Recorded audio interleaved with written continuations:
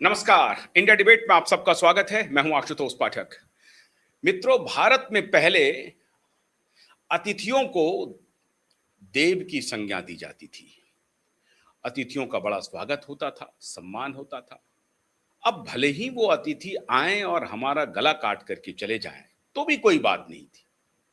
बहुत अच्छी परंपरा थी, क्योंकि एक और मशहूर कहावत है कि साहब, आप ठगा जाएं कोई बात नहीं, आप लोगों को ना ठगें, आप औरों को ना ठगें। और ये रहीम की या कबीर की है कि आप ठगा जाएं कोई बात नहीं है, लेकिन आप लोगों को मत ठगिए।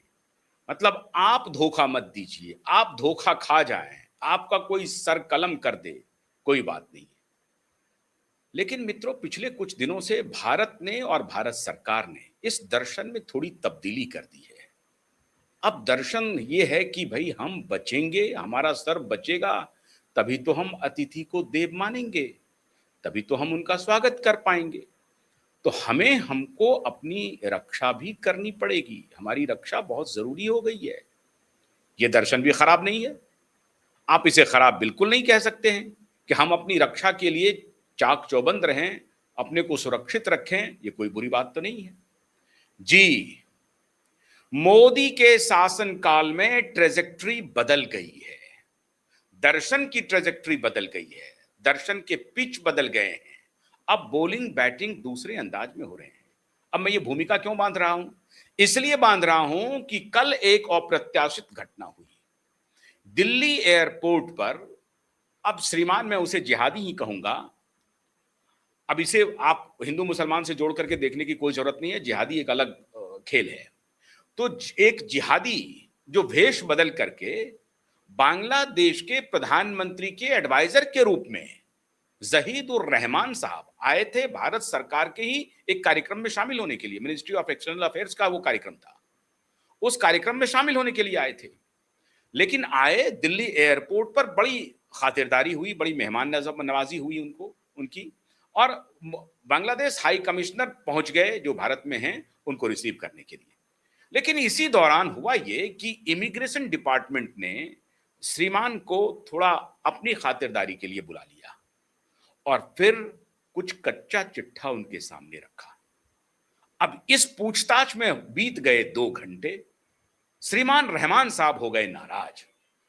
उन्होंने कहा कि मैं अब नहीं जाऊंगा, मैं अब जाऊंगा ही नहीं साहब, भारत के इस कार्यक्रम में शामिल होने के लिए मैं नहीं जाऊंगा। इमिग्रेशन डिपार्टमेंट ने उनको समझाया कि देखिए, ये हमारी जिम्मेदारी है, मैं आपसे पूछताछ करूं, आपका फलाने फलाने लिस्ट में नाम है, इसलिए हमने आपको डिटेन किया है और हम कोई आपको बंदी नहीं बना रहे हैं, आपको हम जाने की अनुमति दे देंगे।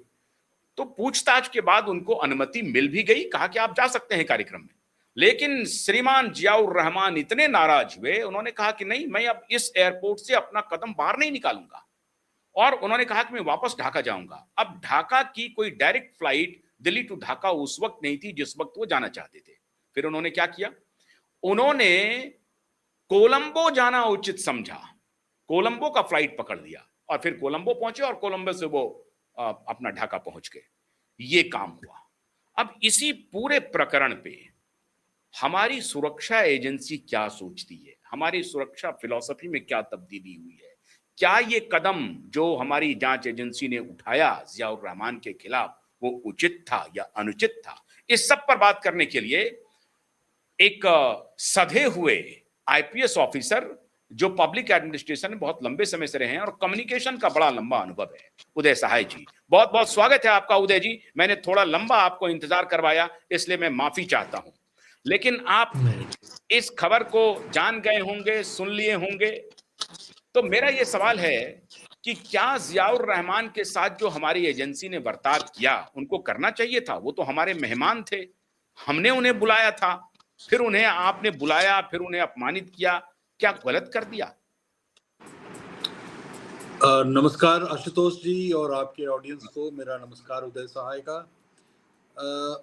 मैं समझता हूं कि आज ये सुनकर मेरा सीना चौड़ा हो गया, इसलिए नहीं कि ये एक बड़ा ही जिंगोइस्टिक एक्ट रहा इंडियन सिक्योरिटी एजेंसी का, इमिग्रेशन ऑफिशियल्स का, बल्कि इसलिए कि जिस चीज़ के लिए भारत को एक बार ब्रांड किया जाता था as a soft state, as a banana republic, वो स्वरूप आज बदलता हुआ दिखता है।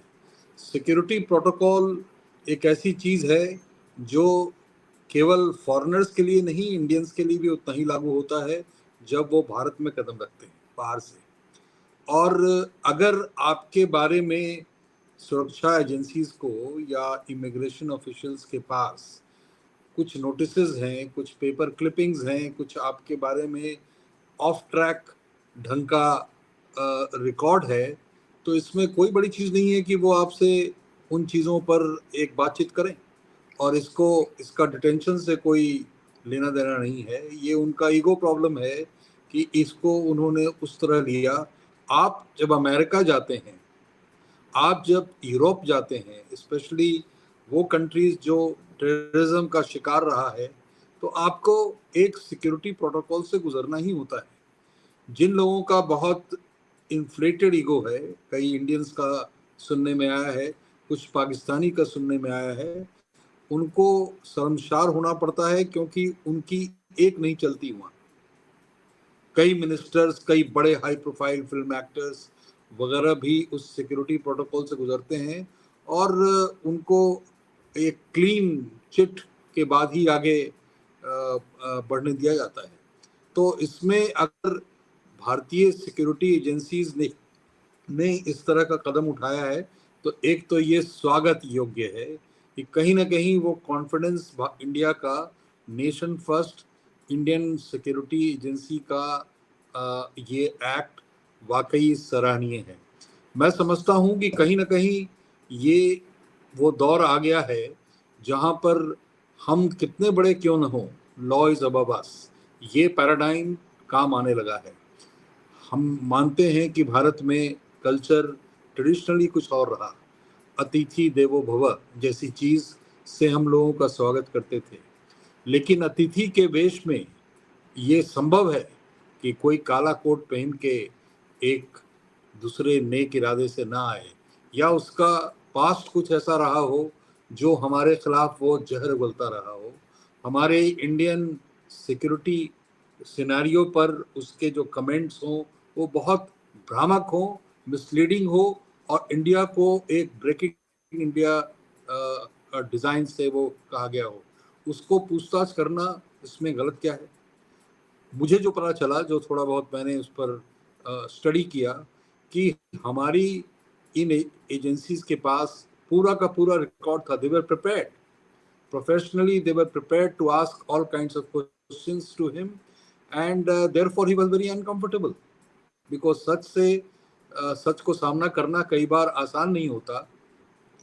आप अपने कंफर्ट जोन से बैठ के बड़ी बड़ी बात भले ही कर लें, किसी देश के बारे में उल्टी सीधी बात जरूर कर लें, जब उस देश में आप जाएंगे तो आप क्यों मानते हैं कि उस देश वाले आपको बिल्कुल ही एक नॉर्मल फॉरेनर की तरह वो ट्रीट करें? ये इंडिया और बांग्लादेश का सवाल नहीं है, ये बांग्लादेश भी एक फॉरेन कंट्री है इंडिया के लिए, और उस भूमि पे बैठ के अगर कोई जहर उगल रहा हो या किसी ऐसी बात को प्रोपोगेट कर रहा हो जिसे इंडिया ब्रेकिंग प्रोपोगेशन कहते हैं, तो उससे पूछताछ का वो राइट तो उनके पास है। और अगर उन्होंने आपके साथ कोई बदतमीजी की हो, उन्होंने आपके साथ कोई हरासमेंट, फिजिकल हरासमेंट किया हो, अब बातचीत भी चूंकि आपके ईगो को वो केटर नहीं कर रहे हैं, वो आपकी बात को हाँ में हाँ मिलाने को वहाँ नहीं बैठे हैं, तो आपको लगता है कि हमारी बेइज्जती हुई। बेइज्जती तो आपको उस समय लगनी चाहिए जब आप किसी भी पड़ोसी देश के बारे में उटपटांग उल जलूल बातें कहते रहे हैं। इन सज्जन को, जो भी थोड़ा आज के डेट में मीडिया कॉन्शियस व्यूअर है, वो जानते हैं इनको, और जानते हैं कि वहाँ बैठ के किस किस तरह का बयान वो करते रहे हैं। शेख हसीना जो यहाँ हिंदुस्तान में हैं, उनके बारे में भी किस तरह का मिसलीडिंग बयान ये देते रहे हैं, वो भी भारत के खिलाफ। और फिर हमसे क्यों आशा की जाती है कि जब आप आएँ तो केवल आपका फूल मालों से स्वागत हो, पूछताछ नहीं हो, आप कौन हैं, क्यों आए हैं, क्या पर्पस है। कुछ लोग कह सकते हैं कि भाई उनको तो इनविटेशन दिया गया था। आपको कहीं भी इनविटेशन दिया जाता है तो आप अपना इनविटेशन कार्ड लेके जाते हैं कि नहीं? इनविटेशन कार्ड को कोई चेक करता है कि नहीं? उसको कोई स्कैनिंग करता है कि नहीं? स्कैन करने के बाद ही आपकी एंट्री यहाँ होती है। ये एक नॉर्मल इनविटेशन में, और ये तो दो देशों के बीच का इंटरैक्शन का सवाल है। आप यहाँ आ रहे हैं और उनको ये काम दिया गया है। अनप्लेजेंट काम हो सकता है, किसी का डॉक्यूमेंट चेक करना, किसी का रिकॉर्ड चेक करना, ये किसी को भी बहुत प्रेजेंट नहीं लगता है। और थोड़े ही देर में अच्छे अच्छे लोग रेस्टलेस फील करने लगते हैं, जो इमिग्रेशन ऑफिशियल्स FRRO के वहाँ बैठ के उनसे 4 सवाल करते हैं। मुझे ही याद है, पिछले बार मैं रशिया जा रहा था और कुछ दिन पहले मैं नेपाल गया था। नेपाल गया था हवाई जहाज के रास्ते से। वहाँ पर कुछ ऐसी समस्या हुई कि मुझे दूसरे एयरपोर्ट से इंटरनली मुझे फ्लाई करना पड़ा काठमांडू से एक दूसरे एयरपोर्ट पर, और वहाँ से मुझे रोड से आना पड़ा। और रोड से आने पड़ा, वो छोटा एयरपोर्ट था, वहाँ पर उस तरह का शायद अरेंजमेंट नहीं होगा, इमिग्रेशन ऑफिशियल्स नहीं होंगे। मैं चला आया, उन्होंने मेरा पासपोर्ट देखकर पूछा हमसे कि आप नेपाल तो चले गए, वहां से निकल के वापस कैसे आए? उन्होंने नहीं पूछा कि आप कौन हैं, क्या हैं, ना ही मैंने बताया, लेकिन ये तीखे सवाल उन्होंने पूछे हमसे। जब हमने उनको लॉजिकली एक बात बता दी कि इंटरनली मुझे फ्लाई करना पड़ा एक एयरपोर्ट से दूसरे एयरपोर्ट तक, क्योंकि बहुत छोटा एयरपोर्ट था, वहाँ पर इमिग्रेशन की सुविधा नहीं थी, वहाँ पर वो ऑफिसर्स नहीं थे, इसलिए मैं एक सहज ढंग से आ गया। और लैंडलॉक्ड कंट्री चूँकि है, टैक्सी लिया और दिल्ली पहुँच गया। तो उनको जब ये बात समझ में आई तो तुरंत उन्होंने मुझे क्लियर किया। मैं एग्जांपल आपको इसलिए दे रहा हूँ कि चाहे मैं हूँ छोटा सा आदमी या बहुत बड़े स्टेट के कोई बड़े ऑफिशियल हों, लॉ ऑफ द लैंड सबके लिए बराबर है। और बाहर से आने वाले के लिए खास तौर पर वो अपने पास रिकॉर्ड रखते हैं। केवल वो रिकॉर्ड ये नहीं रखते हैं कि आपका पासपोर्ट में क्या लिखा है, उसका बैकग्राउंड, उसके क्रेडेंशियल्स का भी रिकॉर्ड उनके पास आ जाता है। और ये साबित होता है कि इंडियन स्टेट की अलर्टनेस लेवल पहले से कितनी बढ़ी है। एक क्वांटम जंप सा हुआ है। मुझे याद है कुछ समय पहले एक बड़ा केस, जब मैं वेस्ट दिल्ली में था, वो पकड़ा गया था, और वो सज्जन, उनका नाम था सतनाम शाह। सतनाम शाह के पेरोल पे दिल्ली के बहुत बड़े बड़े लोग थे। उसमें से बिना नाम बताए मैं आपको साइट करना चाहूँगा, एक टाइम्स ऑफ इंडिया के बहुत सीनियर जर्नलिस्ट थे, वो उनके पेरोल पे थे। और वो सज्जन जब भी आते थे तो ये जर्नलिस्ट उनको रिसीव करने जाते थे, और अपने जर्नलिज्म का रसूख दिखाकर, चूंकि सॉफ्ट स्टेट था, भाईबंदी में हर कुछ हो जाता था, बिल्कुल अंदर चले जाते थे, जो कस्टम एरिया है। और कस्टम वालों से भी उनकी ऐसे ही दोस्ती थी, क्योंकि कस्टम पे लिखते थे, पुलिस पे लिखते थे, टिप्पणी देते थे। तो एक 1-to-1 परिचय में वो उनको निकाल कर ले आते थे। जब वो पकड़ाए, उनके साथ एक बड़ा कंसाइनमेंट था हीरोइन और चरस का। मैं एग्जाम्पल आपको इसलिए दे रहा हूँ दोस्त, कि किसी के चेहरे पे कुछ नहीं लिखा है सिक्योरिटी एजेंसी के सामने कि आप कौन हैं। आप कितने बड़े लोग क्यों ना हो, एक सिक्योरिटी प्रोटोकॉल बना हुआ है, और वो प्रोटोकॉल बहुत सिंपल हो सकता है कुछ लोगों के लिए, कॉम्प्लिकेटेड हो सकता है कुछ दूसरे तरह के लोगों के लिए। इसमें कोई ईगो जैसी बात नहीं होनी चाहिए। मैं शाबाशी देता हूँ उन ऑफिसर्स को जो अपने ड्यूटी को, जिन्होंने बहुत मुस्तैदी से निभाया, और उनको तो एक तरह का रिवॉर्ड देना चाहिए डिपार्टमेंट को, और हमारे तरफ से, आम जनता की तरफ से भी उनका पीठ थपथपाया जाना चाहिए। मैं समझता हूँ ये छोटी चीज़ नहीं है, ये बड़ी चीज़ है। दिस शोज की इंडियन स्टेट अब वो नहीं रहा, अब ना वो बनाना रिपब्लिक रहा, ना वो सॉफ्ट स्टेट रहा। और इसका मतलब हार्ड स्टेट का मतलब पुलिस स्टेट नहीं है। हार्ड स्टेट का मतलब है एक वैसा स्टेट जहाँ पे law of the land actually enforce किया जाता हो। सॉफ्ट अब इन्फोर्समेंट इसमें की समस्या भारत में रही है लंबे समय तक, और मुझे बहुत खुशी है कि वो टूट रही है परंपरा, और ये एक छोटा सा नमूना है। उदय जी, सबसे इंपॉर्टेंट बात यह है कि हमारी सरकार ने ही आमंत्रण भेजा था और कई देशों के प्रतिनिधि इसमें आ रहे थे, बांग्लादेश के प्रतिनिधि थे।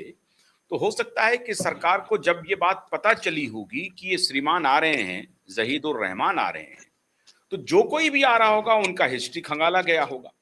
तो इनका जो ऑफिशियल स्टेटमेंट है वो पूरे इंटरनेट पर मौजूद है कि किस प्रकार की ये राय रखते हैं भारत के बारे में, खासतौर से प्रधानमंत्री मोदी के बारे में। और ये पेशे से डॉक्टर हैं, लेकिन जीवन में इन्होंने खुद स्वीकार किया, जीवन में इन्होंने एक भी पेशेंट को नहीं देखा, एक भी पेशेंट को। ये डॉक्टर हैं, by training he is a doctor, लेकिन ये इन्होंने खुद कहा कि मैंने जीवन में कभी प्रैक्टिस नहीं की, एक भी पेशेंट को नहीं देखा, और एक्टिविस्ट बन गए ये। अब ये एक्टिविस्ट बन गए यकायक, और उसके बाद ये प्रधानमंत्री के एडवाइजर हो गए।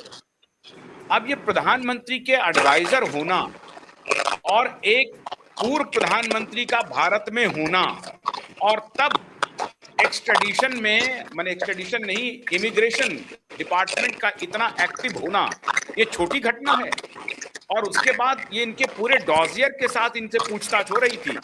ये सारा आपका बयान है, आपकी राय है भारत के बारे में, इस पर आपका क्या कहना है? इनको क्यों बुरा लगा? क्या इनको डर हो गया था कि भारतीय एजेंसी इन्हें गिरफ्तार भी कर सकती है? हाँ, हो सकता है इनका डर हो, पर डर आपको क्यों होता है?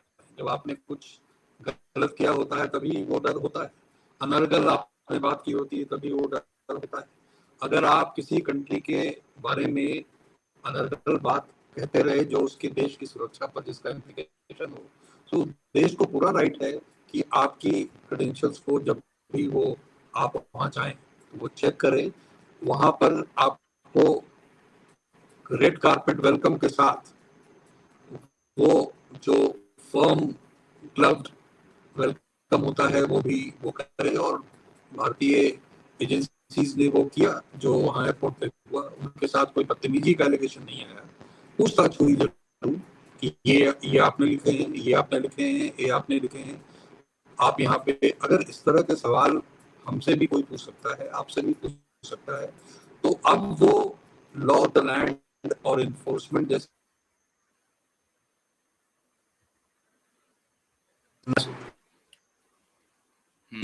बदनाम होने लगा था, नोटोरियस होने लगा था। वो स्थिति में मेजर जंप है और मैं इसे सलूट करता हूँ। हाँ, उदय जी का लगता है कि कनेक्टिविटी में कुछ प्रॉब्लम आ गई है। तो ये अब आप इसका पूरे हिस्ट्री में बताता हूं। ये श्रीमान जियाउर रहमान भारत के बारे में, हिंदुओं के बारे में जो इनकी राय है, वो राय उन्हीं से मिल रही है जो गजवाए हिंद वाले हैं। गजवाए हिंद वाले हैं। अभी पूरा डिटेल, अभी जब इनका अभी सुरक्षा एजेंसी ने इनके सामने रखा तो इनकी हवाइयां उड़ने लगी। जब इनकी हवाइयां उड़ने लगी तो इनको ये डर हो गया कि हो सकता है कि अभी तो ये कह रहे हैं कि जाइए कार्यक्रम में शामिल होइए, और उसके बाद कोई बहाना लगा करके मुझे गिरफ्तार भी कर लिया जाए।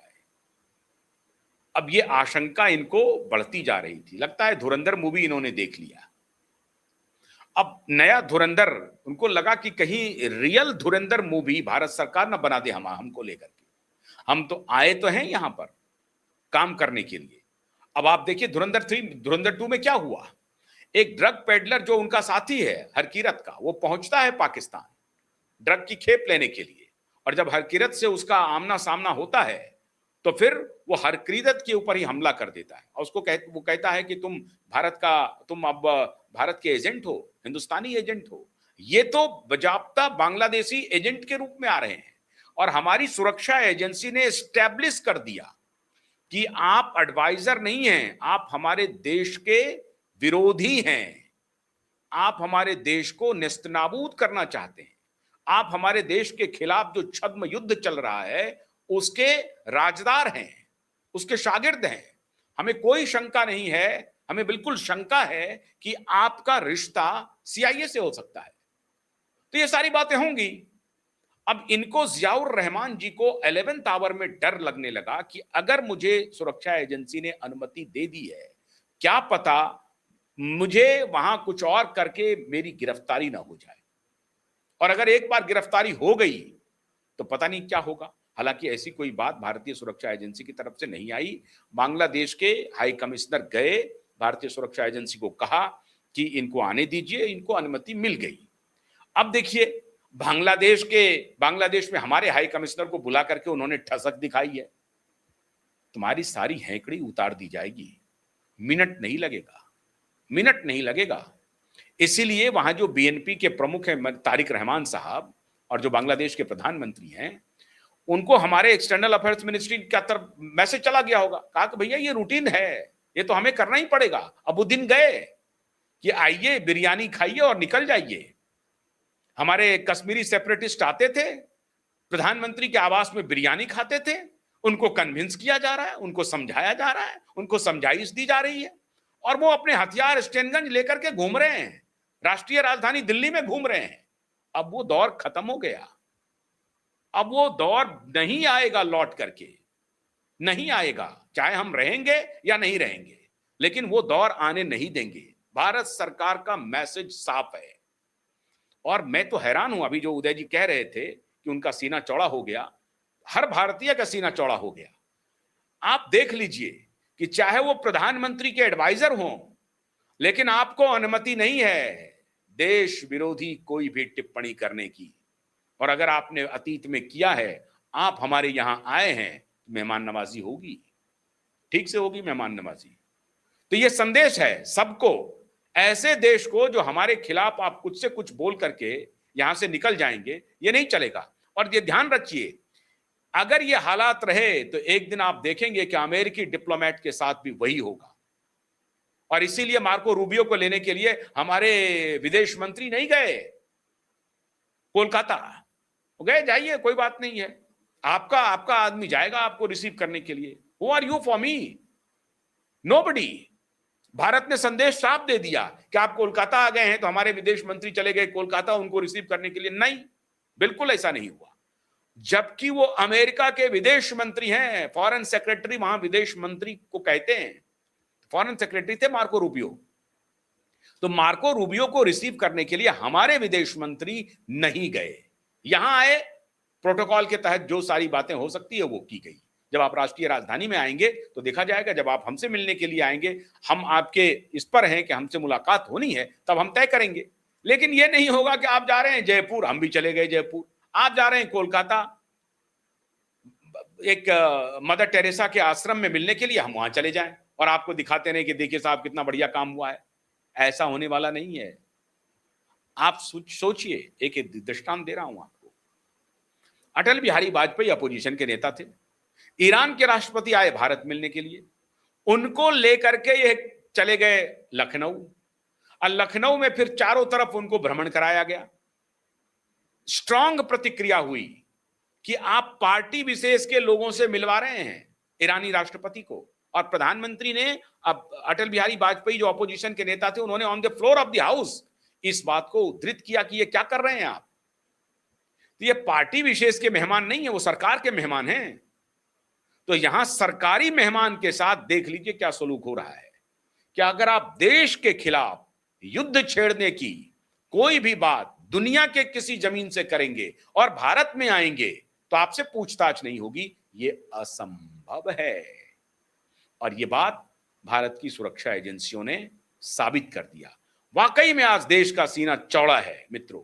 मैं हैरान हूं कि हम लोगों ने कभी कल्पना नहीं की होगी कि इस तरह का सर्विलांस चल रहा है। देश विरोधी शक्तियों, देश विरोधी इंडिविजुअल्स जो विदेशी धरती से हमारे खिलाफ छद्म युद्ध छेड़े हुए हैं, उन सब का डॉजियर तैयार है। और हमारे सारे एयरपोर्ट अलर्ट मोड में हैं, सारे पोर्ट अलर्ट मोड में हैं। कहीं से एंट्री होगी, पकड़ में आ जाएंगे। और जो अभी उदय जी कह रहे थे कि साहब हम गए, जब हम वापस, वो खुद आईपीएस ऑफिसर हैं, गए वापस आए तो उनको पूछा कि आप वापस कैसे आ गए। उस दौर में भी और इस दौर में भी, वो दौर बहुत पुराना नहीं है, ये यही दौर है, ये मोदी का ही दौर है। तो India is no more a soft state, is no more अतिथि देवो भव।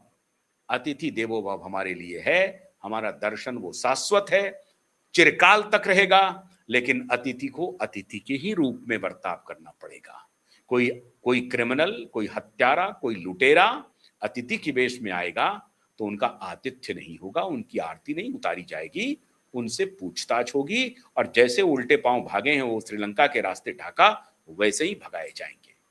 बहुत बहुत शुक्रिया। नमस्कार।